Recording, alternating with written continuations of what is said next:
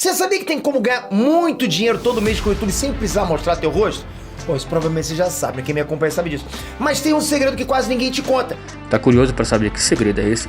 Clique no primeiro link na descrição logo abaixo do vídeo. Vamos para o corte.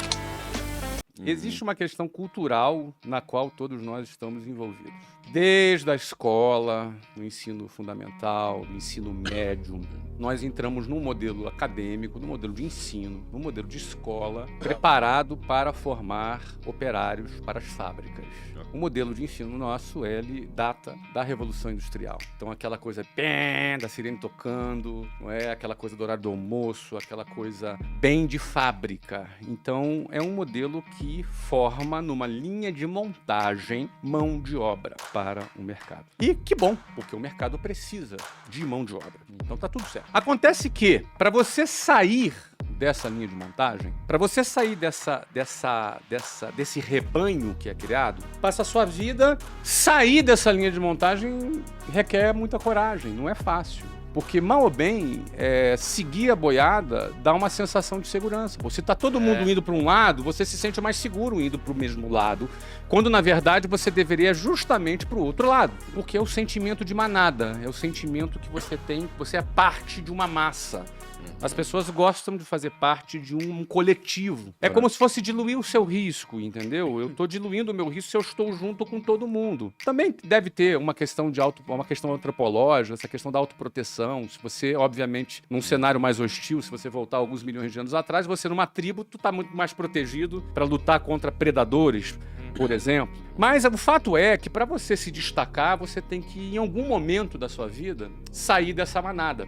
Como você vai sair desse rebanho? O que é esse rebanho? Esse rebanho segue ensino fundamental, ensino médio, faculdade, emprego e INSS. É esse o ciclo. E morre estatisticamente pobre, dependendo do INSS, que não é uma coisa tão recomendável assim. E no momento onde a gente tem um déficit grande, então assim, ter muitas reformas. Enfim, e a tendência é ele se aposentar nunca e diminuir o benefício, porque a conta não fecha. O número de entrantes é sempre menor do que o número de beneficiados, porque os velhos demoram mais a morrer, que bom, porque a medicina avançou, e os casais têm cada vez menos filhos. Então, estatisticamente, você vai ter menos pessoas trabalhando no futuro para pagar mais velhos recebendo. Mas então, deixa eu fazer uma pergunta. As massas geralmente estão erradas? A unanimidade costuma ser chamada de burra. A voz do povo não é a voz de Deus. E você, quando segue a maioria, tu vai ter o resultado da maioria. A gente está falando aqui, o nosso assunto é para ter sucesso. Nosso assunto aqui é ter sucesso. O que seria a definição do sucesso nesse nosso papo Muito agora? bom. Bom, em primeiro lugar, sucesso não é ganhar muito dinheiro. Sucesso é cumprir sua missão.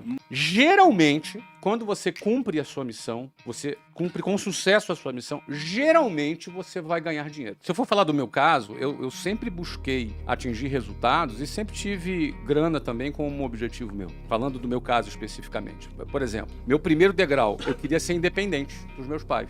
Eu lembro de eu estar trabalhando, preciso ser independente dos meus pais. Cara, é grana. Depois o segundo degrau, cara, eu quero me casar. É grana. Quero abrir minha empresa. Grana. Ou seja, sempre no meu escopo, no meu quadrado, sempre o sucesso e o dinheiro caminharam juntos. Tem atividades que o dinheiro está muito presente. Tem outras que não tá. Às vezes o cara é um sacerdote. E a grana, supostamente, não deveria estar dentro do escopo principal dele. E, eventualmente, ele vai ser bem sucedido, vai escrever livro, vai ser um escritor famoso, vai ter muitos seguidores e vai ganhar dinheiro. No meu caso, eu não comecei assim falando, quero ser rico. Não pensei isso. Não pensei mesmo. Começou assim, eu não quero andar de ônibus. Você tinha talvez um pouco de raiva. Eu tinha muita raiva mesmo do ônibus, porque era muito humilhante. Uma coisa é você pegar uma vez, outra coisa é todos os dias por anos. Na realidade, isso é o reflexo do descaso do Estado com aqueles que têm uma exclusão geográfica, que é o que a gente chama. É o cara que mora longe, é o cara que mora na periferia. Né? Esse cara é visto como um número, como um desqualificado, um número dentro de um ônibus lotado com 8 pessoas por metro quadrado. Eu penso que todos nós, eu estudei em escola pública, as pessoas elas são treinadas para poderem entrarem nessa linha de montagem. A pergunta é, para você ter sucesso, para você se destacar, para você cumprir com excelência a tua missão e, eventualmente, se você enriquecer, uma coisa é fato. Se alguém pergunta assim, olha, Existe fórmula para o sucesso? Eu não acredito em fórmula para o sucesso, mas existe fórmula para a mediocridade, que é seguir a linha de montagem. Porque se você faz o que todo mundo faz, você vai chegar no mesmo lugar que todo mundo chega. Por analogia, por pura lógica. Se você dá todos os passos que todo mundo dá, você necessariamente vai chegar no mesmo lugar que todo mundo chega. E na melhor das hipóteses, você estar na média já é uma vitória. E a média é a mediocridade. Mediocridade é o lugar da média, das médias. E a maioria vai estar nas médias. Mas a maioria por quê? Porque são as pessoas que vão seguir esse modelo, porque é muito difícil sair desse modelo. É muito desafiante, dá medo você sair dessa linha de montagem. Então, para você necessariamente ser bem-sucedido, se destacar, não ser um a mais nessa multidão, você vai ter que se desprender dessa manada. Aí começam os problemas. O primeiro desafio é você não se conformar com a manada. E aí tem uma diferença entre se conformar e ser uma pessoa grata, satisfeita. Porque a gente aprende a agradecer a Deus por tudo. A gente aprende a ser grato. A gratidão é uma coisa que ajuda a nossa saúde mental e a gente que começou pobre na vida aprende a ser grato. E gratidão está ligada à satisfação, mas isso não está ligado à conformação. A palavra conformação está ligado à mesma forma, conforme, a mesma forma. Quando você se conforma, você ganha a mesma forma da manada. Vai mugir como a manada, vai andar dentro dela. Mas o primeiro desafio é você olhar para aquilo e falar, eu não quero isso aqui. Quem não se conforma, ele pensa assim, eu estou seguindo a manada e eu vou chegar até onde nisso? Eu não vou chegar a lugar algum. Ele consegue pensar um pouco à frente. Você entendeu? Então, tem uma imagem que eu costumo falar, que é quando eu pegava lá um ônibus 5 horas da manhã, e no inverno é de noite no Rio de Janeiro, e como é um pouquinho mais frio do lado de fora, e você tem ali 8 pessoas por metro quadrado respirando no mesmo lugar, ficava um bafo que embaçava todos os vidros.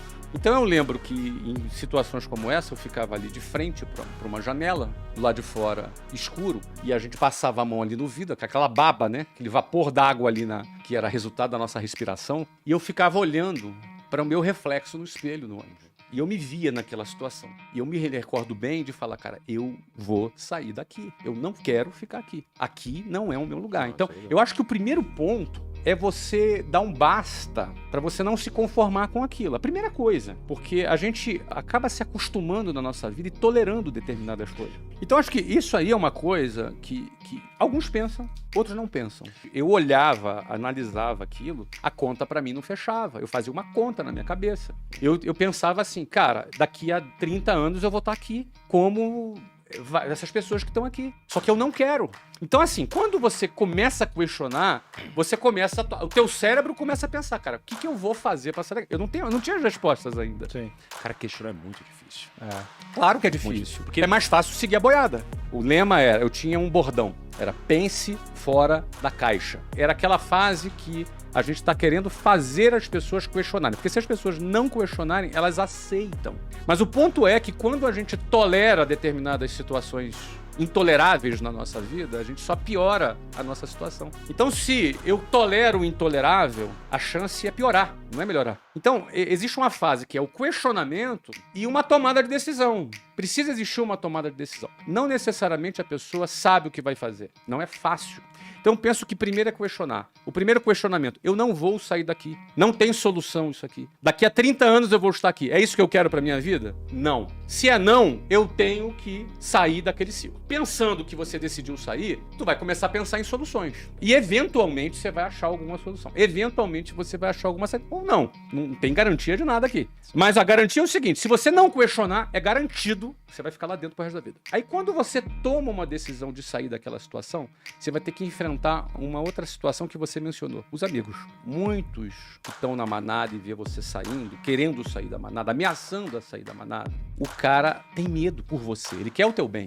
Então o lugar mais seguro dele é a manada. O pai dele estava na manada, a avó dele está na manada, o avô dele na manada, a família, os irmãos, os amigos, todo mundo ali na boiada. Alguns fazem chacota. Então, assim, o cara que decidiu sair do ônibus, agora ele vai buscar uma outra solução. Para eu ter sucesso, essa é a pergunta. Para eu sair e crescer, eu vou ter que sair da linha de montagem. E na hora que eu sair da linha de montagem, quem convivia comigo vai se incomodar. Uns por preocupação, Outros porque prefere dizer que você é um sonhador, um iludido, um bobalhão, acredita, pensa grande demais, é sonhador demais. E as pessoas dão risada. Isso aconteceu comigo. É muito conveniente para uma determinada estrutura convencer muitas pessoas que elas dependem do Estado e que elas são pobres, que elas não sabem tomar as suas próprias decisões. Então, já que ela não sabe tomar as suas próprias decisões, vamos fazer o seguinte, vamos pegar 8% do salário da pessoa e botar no fundo de garantia. Isso aí. É para sua proteção. É para sua proteção. Agora, esse dinheiro vai ficar lá aplicado a 3% ao ano mais TR. TR é zero. É menos que a inflação. Mas eu tenho o INSS, que é pra te proteger também, né? Eu desconto lá 15% do seu salário, o empregador bota mais 15%, você pega 30% de tudo que você produz durante uma vida inteira, aí você morre. Esse dinheiro fica pra quem? Fica pro Estado. Esse dinheiro pagou os aposentados. Se esse mesmo dinheiro fosse colocado numa previdência privada, se você morresse, aquele dinheiro todo acumulado iria pro seu filho. Ou seja, mas é pra te proteger. Então é muito conveniente você ter, pra uma determinada estrutura política que disputa poder, você ter um grupo de pessoas, um conjunto de pessoas que acreditam que dependem do Estado. É muito conveniente, porque isso dá voto, entendeu? A ignorância, ela é o adubo que gera poder para político. Minha primeira atividade que eu fiz, minha primeira iniciativa que eu fiz, eu tinha um relógio, e aí a primeira coisa que eu fiz foi vender esse relógio. E com o dinheiro que eu vendi esse relógio, eu comprei mais outro relógio. E aí vendi esse relógio de novo. E com esse dinheiro, eu comprei outro relógio. E meu relógio foi melhorando. Na terceira ou a quarta vez que eu vendi esse relógio, o cara que me vendia o relógio, o meu fornecedor de relógio, já comecei a conquistar um pouco a confiança dele. Então eu comprei um relógio novo e peguei mais 2 em consignação. Ele já confiou em mim, já me conheceu. E aí eu vendi os 3 relógios. Levei, uma semana depois, o dinheiro. Ganhei o meu dinheiro do meu relógio e a comissão dos outros 2 relógios. Ou seja, o lucro do outro 2 relógios. Paguei os 3 relógios para ele. Comprei 2 relógios e peguei mais 2 consignados. E vendi os 4 relógios e assim foi, assim foi. Eu acho que eu vendi uns, sei lá, 150 relógios. Comecei a vender assim. O primeiro relógio que eu comecei a vender foram para os meus amigos. Porque você não tinha técnica de venda, você não estudou isso. Você foi na carumba.